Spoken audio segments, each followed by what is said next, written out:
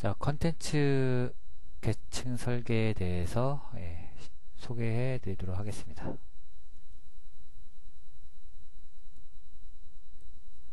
컨텐츠 계층, 영어로 하면은 컨텐츠 히어라키인데 보통 컨텐츠 구조 설계라고도 합니다. 그래서 내용을 보면은 컨텐츠 계층 구조는 페이지에서 컨텐츠 순서를 의도적으로 배치하는 것. 의도적이란 말은 약간 디자이너의 어떤 의도를 바탕으로 배치하는 거죠. 그래서 이 전략적 의도적이다. 컨텐츠의 순서 중요하겠고요. 그 다음에 가장 중요한 정보를 페이지 상단에 배치하고 강조하기. 지금 보는 것처럼 이 우선순위에 있는 가장 1순위가 되는 거고 2순위, 3순위가 되는 거겠죠. 미디엄 로우. 그래서 이제 페이지 상단에 있는 정보들은 가장 중요한 정보인 거고, 그다음에 하단에 있는 거는 그만큼 덜 중요한 요소인 거라고 할 수 있죠. 이 내용은 여기 사이트에 접속하면은 그 사이트의 내용을 좀 가져온 부분이고, 그 다음에 제가 여러분들한테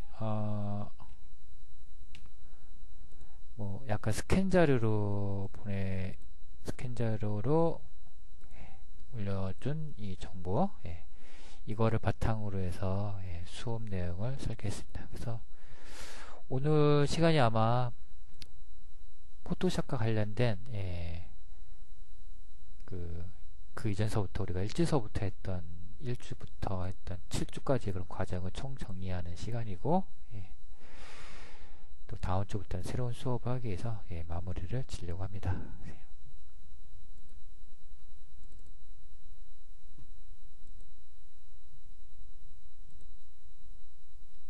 그래서 이 컨텐츠 계층이 왜 중요한지 그 내용을 보면은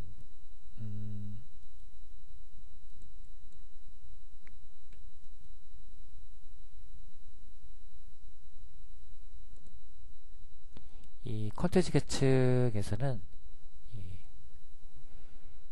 일단 많은 양의 정보가 즉각적으로 제공되기 때문에 그 전보다 더 빨리 있는 것에 관심을 잃고 있다.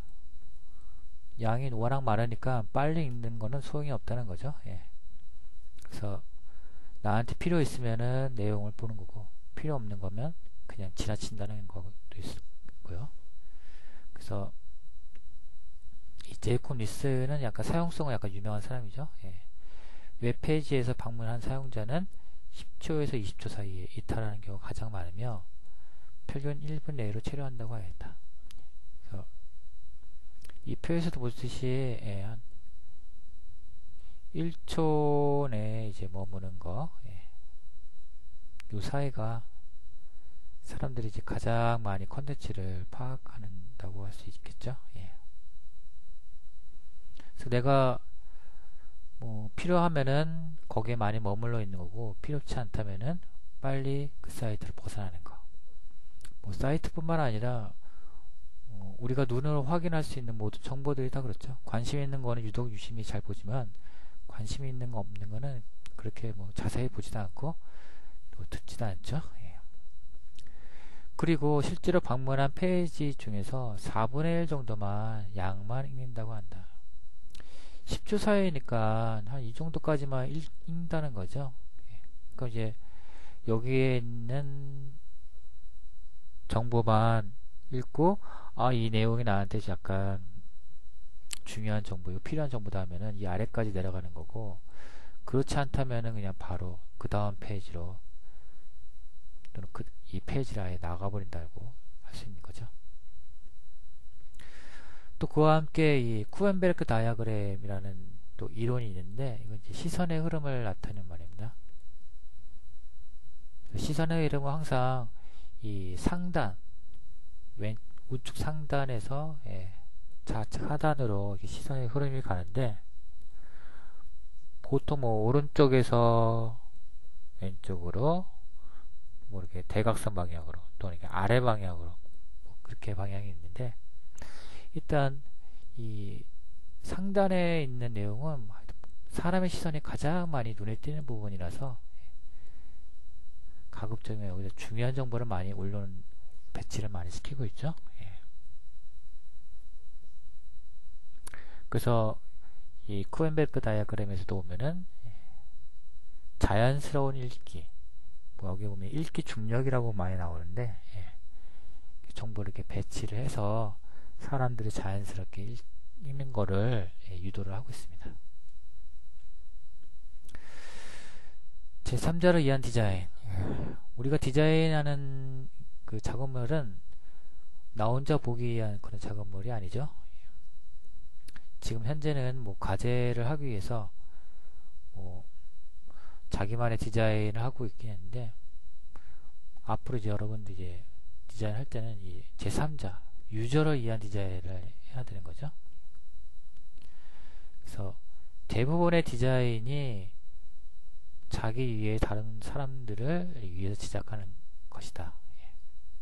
자기 자신을 위해서 디자인하는 거는 뭐 파인아트 쪽이고, 상대방을 위해서 디자인하는 거는 이제 산업 디자인에서 많이 하는 것이죠. 그래서 소비자가 필요하는 정보는 무엇이고, 또 디자인 결과들을 접하는 사람들은 어떻게 느끼나, 제3자의 어떠한 그런 요구하는 것은 무엇이고, 그 다음에 반응이 어떤지 잘 살펴봐야하는 게 중요한 거고, 그래서 3자로 주체로 해서 디자인 시안 방향 검토하는 것이 중요하다. 여기 두 사람이 나오는데 디자이너와 유저입니다. 유저라는 거면 정보를 이해하는, 정보를 보는 사람이라고, 독자라고 생각하면 되겠죠. 그래서 보통 현재 우리가 하고 있는 작업은 이 작업이죠. 이 디자이너는 몇 년도에 무엇을 했고, 이런 철학을 가지고 작업 활동해서 대표적인 작품은 이런 게 있다라고 이렇게 굉장히 아주 포괄적으로 얘기하고 있는데, 물론 뭐 이런 내용도 중요하긴 하죠. 근데 이제 그보다도 이 많은 얘기 속에 뭐 지금 현재 총 3개, 4개의 얘기를 하고 있다면은 이 중에서 뭐 한 가지 정도만 제대로 얘기해도 된다는 거죠. 그 한 가지를 가지고 나머지 2, 3개의 얘기를 풀어가는 게 좋죠. 그래서 우리가 이 작업물을 만드는 이유에 대해서 좀 곰곰이 생각을 해봐야 되는데, 처음은 우리가 연습의 대상을 하기 위해서 뭐 디자이너를 선정하고, 그 디자이너의 활동, 연역, 뭐 작품, 뭐 이런 것들을 쭉 살펴봤는데, 그건 이제 연습에 하기 위해서 하는 그런 방법이고, 무엇보다 중요한 거는 이 목적을 명확히 하는 게 중요한 거죠. 그래서 그 목적을 따져서 그 목적과 약간 그 관계가 있는 것들을 우선순위의 정보를 결정하는 거죠. 그래서 1순위가 결정이 되면 자연스럽게 2순위, 3순위가 결정이 되는 거죠. 그래서 우선 게재해야 할 정보는 가장 크고 강조해야 할 정보로 하고, 그다지 중요하지 않은 정보들과는 거는 뭐 작고, 그 다음에 아래쪽으로 또 명확하게 드러나지 않게 됩니다. 그래서 내가 제일 전달하고 싶은 거, 목적하고 약간 연관성 있는 정보들을 명확히 시각해야 하는 것이 어떻게 보면은 이 디자인 작업물에 중요하다고 할 수 있죠. 그래서 여러분들이 이제 작업물들을 좀 보면은, 가령 뭐 디자이너가 있다면은 상단에 보면 이렇게 얼굴들이 많이 올라와 있어요. 디터람스에 대해서 가장 전달하고 싶은 것, 이거 무엇이 있을까 곰곰이 생각해 보는 거죠. 디터람스에 무엇을 전달하고 싶은가. 그 다음에 목적이 있다면은 그 목적에 맞게 어떻게 구성하고 싶은가. 이런 게 일단 먼저 제일 우선적으로 이제 고민을 해봐야 되는 부분이고, 우선 정보가 어느 정도 선정이 되었다면은 그거와 관련된 필요한 정보나 뭐 분위기라는 건 여기서는 뭐 사진 뭐 그런 것들 말하겠죠. 그 다음에 뭐 더 자세한 정보를 이 아래쪽에다가 이러한 그런 과정으로 목적을 먼저 정확하게 드러나는 게 디자인에서 좀 중요하다고 할 수가 있어요. 그래서 목적을 명확하게 하는 거, 디터람스에 대해서 뭘 전달하고 싶은지 그런 것들을 명확하게 하는 게 중요하다는 거죠. 그래서 지금도 마찬가지죠.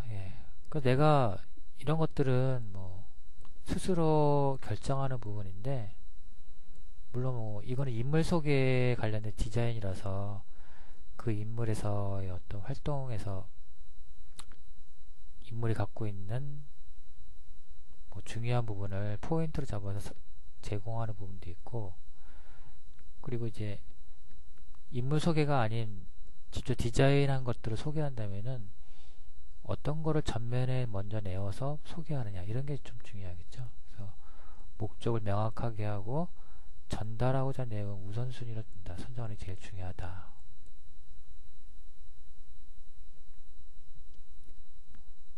그래서 1순위가 정해지면 다중형이 2, 3순위가 정해지는 건데, 그래서 가령 뭐 제임스 아이슨에 대해서 가장 전달하고 싶은 게 무엇인지 그 내용을 이 상단에다 배치한다는 거죠. 그래서 이 여기 예제 과제에서는 보면은 인물과 그 사람 얼굴이 올라와 있는데, 이 제임스 아이슨에 대해서 뭐 얼굴 사진과 사람 이름을 전달하는 게 목적은 아니죠. 가령 뭐 전달하고 싶은 부분들이 뭐 디자인 철학이라든지 뭐 그런 것들을 먼저 전면에 배치하고 난 다음에 뭐 풀어나가는 게 우선 중요하다는 거죠. 그 다음에 이 우선 정보와 연관되어 필요한 정보나 분위기를 전달할 수 있는가 해서, 만약 디자인 철학에서 이렇게 연결을 시켜주면 되겠죠. 그 다음에 브랜드에 대한 것보다는 이 사례들에 나와 있는 것들 더 자세한 정보를 해주는 게 좋을 것 같아요. 그래서 뭐 여러분이 이 과제를 뭐 여러 번 수정하고 그다음에 자료 조사를 했기 때문에 뭐 충분히 내가 이 인물에 대해서 뭘 소개하고 싶을지 아마 대략 어느 정도 설계는 머릿속에 있을 것 같아요. 그래서 결정한 순서대로 서로 내용끼리 의미 있게 전달해야겠죠. 그래서 우리가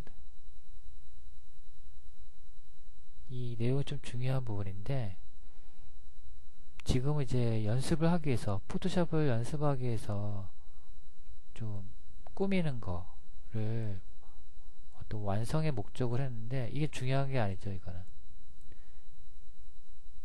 제일 중요한 거는 이 목적을 먼저 세우는 거. 이 목적이 어떻게 보면 디자인 컨셉이죠. 컨셉이에요. 컨셉. 디자인 컨셉. 디자인 제작을 시작할 때는 무엇보다도 제작하는 목적을 먼저 설정하는 게 중요하고, 또 그 목적에 맞춰서 자료 조사하고, 그 다음에 컨텐츠 계층 설계, 그 다음에 이제 시각화하는 게 중요한 거겠죠. 우리가 했던 그 과정은 뭐 포토샵을 한번 연습을 해보기 위해서 한 거라서 이 계층 설계도 빠졌고, 그다음에 목적 설정도 빠진 상태에서 지금 이렇게 진행된 거라고 할 수 있죠. 그래서 가급적이면 이제 여러분들이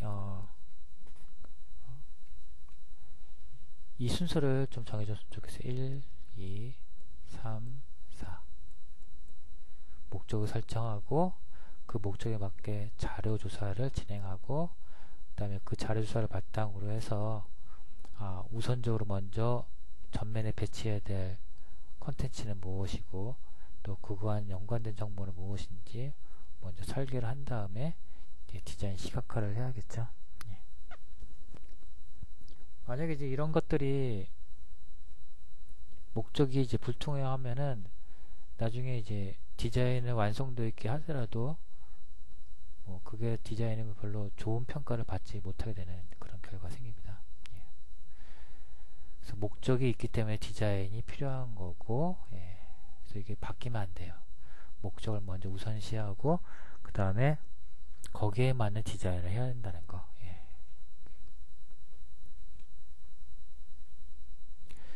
하여튼 목적을 명확히 하는 게 이제 제일 중요한 부분인데 이 목적에 따라서도 마찬가지로 디자인의 어떤 전개도 완전히 달라지게 됩니다.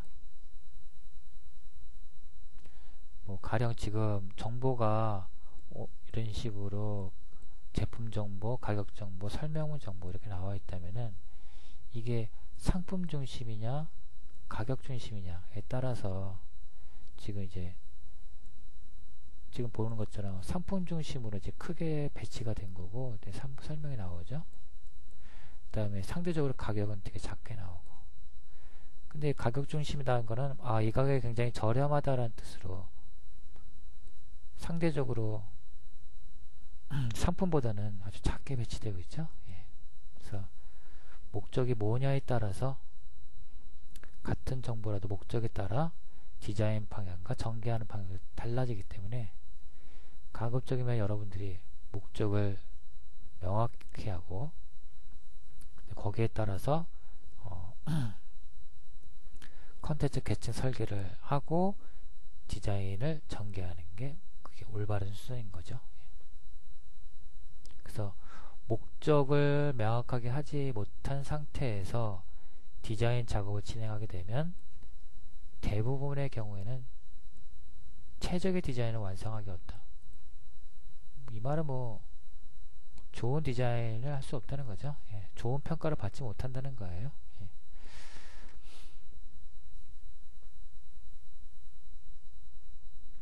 자, 여기에 보면은 이제 인물을 중심으로 우리가 살펴볼 수 있는 컨텐츠가 보면은 활동과정, 성향, 철학 이거 다 여러분들이 과제에서 한 번 정도 달아본 그런 다 내용들일 거예요. 이런 내용들이 이렇게 있는데 이런 것들이 이제 다 이제 어느 정도 보면은 다 그냥 무난한 컨텐츠라고 할 수 있는데 여기에는 이제 목적이 별로 없죠. 그냥 간단한 인물을 중심으로 해서 소개를 했는데 어떤 거를 중심으로 설계를 할 것이냐, 기술과 트렌드를 중심으로 소개를 할 것이냐, 아니면 활동 사례, 작품을 가지고 한번 소개를 할 것이냐. 그래서 이 같은 내용이라도 목적에 따라서 완전하게 구성 자체가 컨텐츠의 구성 자체가 완전히 달라지게 되는 거죠. 예. 똑같은 내용이지만은 여기서 기술과 트렌드를 먼저 얘기하고 그 다음에 뭐 트렌드에 대한 활동 과정, 사회적인 배경 이런 것도 이제 인물 중심으로 소개하면서 그 다음에 이 트렌드와 관련된 활동 사례들을 쭉 소개한다든지. 물론 이런 것도 이제 컨텐츠를 조사하면서 자기가 어느 정도 나는 이 인물에 대해서 이런 거를 먼저 중점적으로 단순히 소개에 그치는 것이 아니고 기술과 트렌드를 먼저 소개할 거를 목적으로 해서 소개하겠다.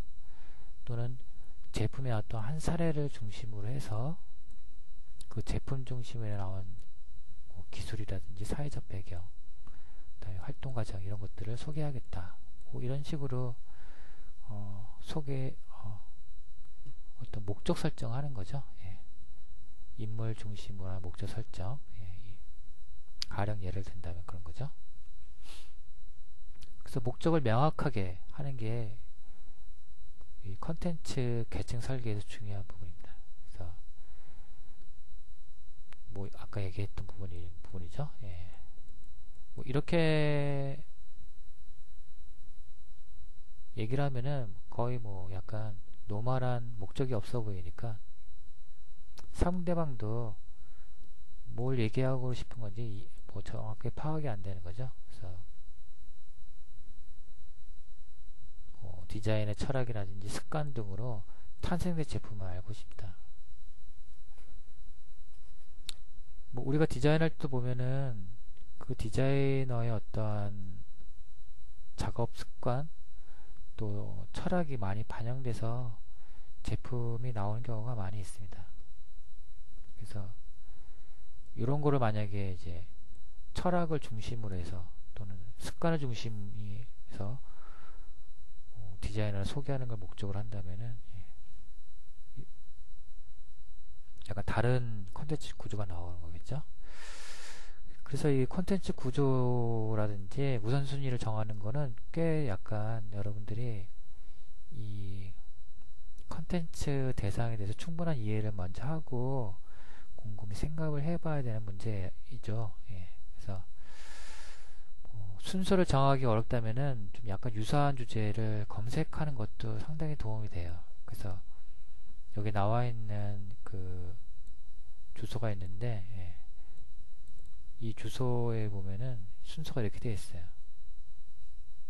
뭐 나오토 후카사와 예. 라는 일본의 유명한 디자이너죠. 예. 뭐 사람을 관찰하다로부터 이제 시작을 해가지고 후카사와 소개 간단하게 한 다음에 관찰을 통해서 시작된 디자인 사례들을 예, 하나씩 보여주고 있는 거죠. 결국엔 그 이 관찰이란 것들을 그 중심으로 해서 얘기를 풀어가는 사례라고 할 수 있어요. 예. 그래서 우리 디자인할 때 마찬가지로 사람들이 어떤 사용자의 경험을 관찰을 통해서 뭐 거기서 어떤 불편한 점을 찾아내서 예, 이렇게 디자인하는 사례들이 이렇게 많이 있는데 예. 이 나오토 후카사와 같은 경우에 거의 대표적이죠. 예. 사용자를 잘 관찰해서 그거를 이제 디자인까지 예, 도출한 사례이죠. 예. 그래서 레이아웃보다 정보의 구성수를 대략적으로 파악하는 게 중요해요. 여기에 들어가 보면은 뭐 특별하게 뭐 디자인이 없습니다. 그냥 텍스트와 사진 이런 식으로 구성되어 있는데 정보의 흐름 순서만 대충 파악하는 거죠. 아, 이런 식으로 구성하면은 훨씬 더 자연스럽고 또 관찰이라는 것들을 이끌어내서 내용을 전개할 수 있다는 거죠. 그래서 이제 이 사례는 이제 마찬가지로 과제 사례인데 후카사와 나오토 제일 위에 보면은 항상 사진과 이름이 이렇게 나와 있고 그 다음에 또 사진과 그다음에 연역 이렇게 쭉 나와 있어요.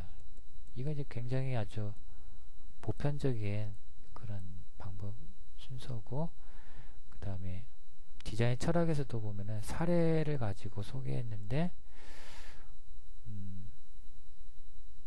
이렇게 해서는 이제 철학이 잘 드러나지는 않다는 거죠. 그 다음에 작품 활동. 이게 디자인 철학과 작품 활동이 약간 좀 모호한 관계로 되어 있다는 거죠. 그래서 이거를 앞에 있는 그 컨텐츠를 한번 먼저 보고 이제 사례를 한번 다시 재구성을 해보면은 사람을 관찰하다는 걸 먼저 전면에 내세우고 그 다음에 요거는 이제 이 대표적인 사례를 하나 먼저 놓고 그 다음에 후카사 나오토 나오토 후카사와를 이제 소개한다는 거죠. 그 다음에 뭐 이 사람이 남긴 유명한 말 요거를 마찬가지로 또 관찰이란 것들을 마찬가지로 얘기하고 관찰 관련 사례들을 보여주는 거 이렇게 구성한다고 하는 거죠. 그래서 목적은 여기서는 이제 관찰이라는 게 가장 중요한 이슈거리 제일 중요한 부분이죠. 그래서 우리가 이런 평범하게 작업하게 되면 금방 잊어버리게 되는 거죠. 예. 이 제품만 보고 이제 이 사람을 이제 기억하게 되는데, 이 사람의 가장 그 공통된 특징, 관찰을 통해서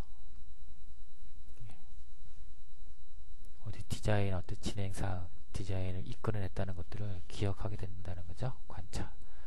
이 디자이너는 사람들의 그런 행동, 행위 이런 것들을 관찰해서 거기서 문제점을 찾아서 디자인을 개선했다, 이런 식으로 기억할 수 있는 거라고 할 수 있어요. 두 번째, 이제 목적을 명확하게 하는 방법 중에는 어떤 배경으로 그 제품이 탄생되었는지 또 그렇게 궁금할 수가 있죠. 앞의 사례에서는 디자인의 철학, 습관으로 탄생된 제품을 알고 싶다고 얘기했는데, 여기서는 또 마찬가지로 제품 중심 얘기하는데, 이 제품이 어떻게 만들어졌는지 그런 게 또 궁금할 수가 있어요. 그래서 여기에 보면 이제 또 알바 알토라는 디자이너의 그런 사례가 나오는데, 이렇게 소개가 나오고, 또 마찬가지로 얼굴 사진 소개 이렇게 나오죠. 얘가 이제 또 제일 중요한 영역이지만 간단하게 이렇게 끝났다는 거죠. 목적이 별로 드러나지 않는다는 거죠. 어떻게 보면 3순위, 4순위가 거의 목적에 해당될 수 있을 것 같아요. 그래서 이 순서를 또 마찬가지로 좀 바꾼다면은, 이 알바 알토가 디자인한 것 중에 팔걸이 의자 41번에 해당되는 파이미오라는 의자를 가지고 이 의자가 어떻게 탄생되었는지 풀어나간다는 거죠. 보니까 자료 찾아보면은 일단 환자들에게 제공하기 위해서 나무가 더 심리적으로 안정감을 주기 때문에 판단했다. 그 다음에 연절도율이 낮다. 또 빛을 반사시키지 않아서 눈이 부시지 않는다. 소리를 흡수한다. 거의 이제 환자들을 위한 거죠. 또 자작나무는 핀란드에서 쉽게 구할 수 있다. 또 알바 알토는 나무를 구리는 방법을 끊임없이 연구해서 공면 합판 기술을 완벽하게 갖추게 된다라고 지금 이 제품 중심으로 소개를 하고 있어요. 그래서 우리가 목적을 중심으로 하되 기존의 컨텐츠를 재배치, 재배열을 할 수 있고, 또는 목적을 명확하게 해서 컨텐츠를 재구성을 할 수 있다는 거죠. 그래서 중요하게 생각되는 컨텐츠가 가장 우선순위를 차지해야 되고, 여기 상단에 차지해야 되고, 또 강조돼야 되고, 내용이 이제 자연스럽게 풀어나가야 된다는 거죠. 그래서 이 컨텐츠 구조 설계는 지금처럼 이 디자인, 2D 디자인에서도 마찬가지로 하는 작업이지만, 가장 많이 하는 것은 지금 보는 것처럼 이 모바일 웹 또는 웹사이트, 거기서 많이 하고 있는 작업입니다. 그래서 비주얼 단계 디자인 이전에 대표적으로 컨텐츠, 기능, UI 요소, 레이아웃 등을 대략적으로 보여주는 것으로 화면 설계도를 말한다. 처음서부터 이런 것들을 디자인한다고 생각하면은 그게 제대로 됐으면 괜찮은데, 이게 굉장히 배치가 잘못됐으면은 여태동안 했던 그런 디자인이 한순간에 물거품이 되죠. 그래서 또 여러 사람이 작업을 해야 하기 때문에 가급적이면 이런 것들을 간략화시킨 그런 윤곽선, 박스선을 이용해서 표현한다는 거죠. 여기도 분명히 이제 목적은 있죠. 여기도 이제 사용성이라는 목적, 정보를 어떻게 배치해서 사용자들이 여기 있는 정보를 잘 이해할 수 있게끔 만드는 게 가장 중요하고, 그다음에 여기서 전면으로 내세우는 정보가 무엇인지 그것도 좀 중요한 거죠. 그래서 이 구조 설계, 즉 와이어프레임으로 작업하는 것들은 이 선으로 하기 때문에, 또 색상, 타이포그래피 이런 것들은 다 생략하기 때문에 손으로 그려도 상관없어요. 연필이나 펜으로 노트에다가 표현해도 상관없고, 이런 걸 좀 더 정리하기 위해서 저작 도구를 사용하는 거죠. 와이어프레임으로. 파워포인트에서도 뭐 얼마든지 가능하죠. 제가 한번 구조 설계를 한번 예를 보여주면은, 기존 작업 사례에서 보면은 이미지는 뭐 지금처럼 뭐 이렇게 X 표시를 해서 표현하고, 그 다음에 뭐 컨텐츠를 주로 소개하는 타이틀 정도는 이제 글씨를 쓰고, 설명문들 이런 식으로 이렇게 짝대기 그어서, 이런 구조를 미리 이제 내가 이제 컨텐츠 구조를 설계하는 거죠. 근데 이렇게 하게 되면 너무 이제 노멀하게 되는 거죠. 제 윗부분에도 마찬가지로 중요한 게 디터람스에 대한 간략한 소개가 들어가는 건데, 요거를 좀 약간 재설계를 한다면은, 요 내용이 먼저 올라오는 거예요. 디자인을 초월하는, 시대를 초월하는 디자인. 이거를 먼저 우선적으로 전면에 배치하고, 그다음에 디터런스에 대해서 이제 조금씩 얘기하고. 그래서 여기 디터런스에 보면은 사진이 요거 이렇게 두 개가 있는데, 이 두 개도 그냥 한 장의 사진을 배치해서 디터런스를 그냥 소개해 버리고, 그다음에 자연스럽게 미니멀리즘에 대해서, 미니멀리즘은 요새 유행하는 디자인이죠. 그래서 간략하게 소개한다는 거죠. 그래서 이렇게 이 와이어프레임으로 기존에 있는 그런 정보들을 약간 목적을 뚜렷해서 미니멀리즘 또는 뭐 시대를 초월한 디자인으로 먼저 소개를 한다는 겁니다. 그래서 지금 이제 보면은 우리가 이제 목적을 먼저 뚜렷이 하는 게 중요한 거죠. 컨텐츠를 이제 디자인하는 거는 이 컨텐츠가 누구한테 보여줄 거고, 그 다음에 그 대상에 대해서 어떤 부분을 보여줄 건지 명확하게 정하고, 그 다음에 컨텐츠 구조 설계를 한다는 거죠. 그 다음에 이제 우리가 배워왔던 디자인의 어떤 기본 법칙을 여기서 적용하는 거죠. 뭐 정렬, 강조, 반복, 서체, 칼라 이런 것들을 이제 그 다음에 적용하는 거죠. 그래서 이 두 개가 잘 이제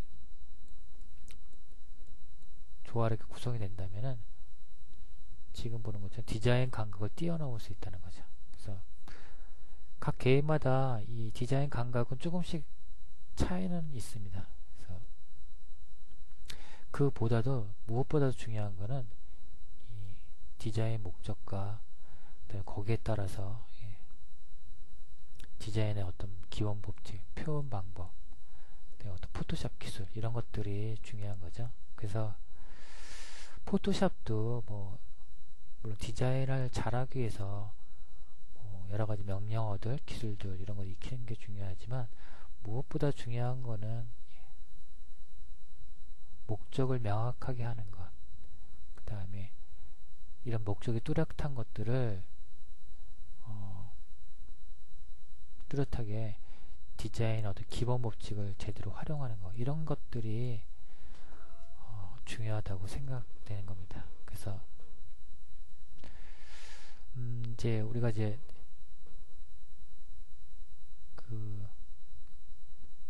여러분들이 했던 그런 과제는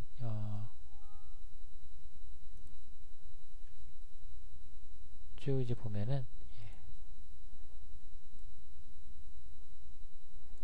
지금 거의 보면은 이제 상단에 인물 사진들이 이렇게 올라와져 있는데,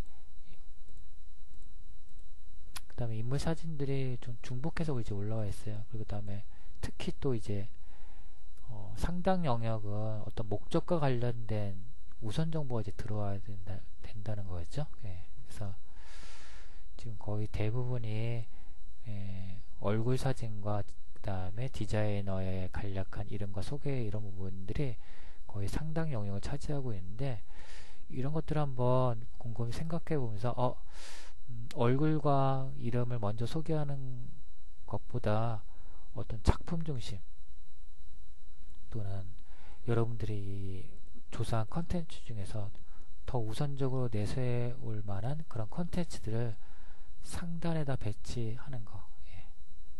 그래서 이 디자이너에서 좀 약간 더 중요하게 생각되는 부분들을 목적으로 내세워서 작업으로 진행하면 되는 거죠. 예.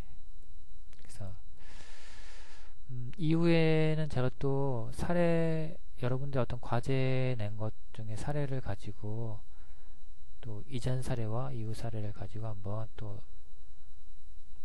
작업을 진행해 보도록 하겠습니다.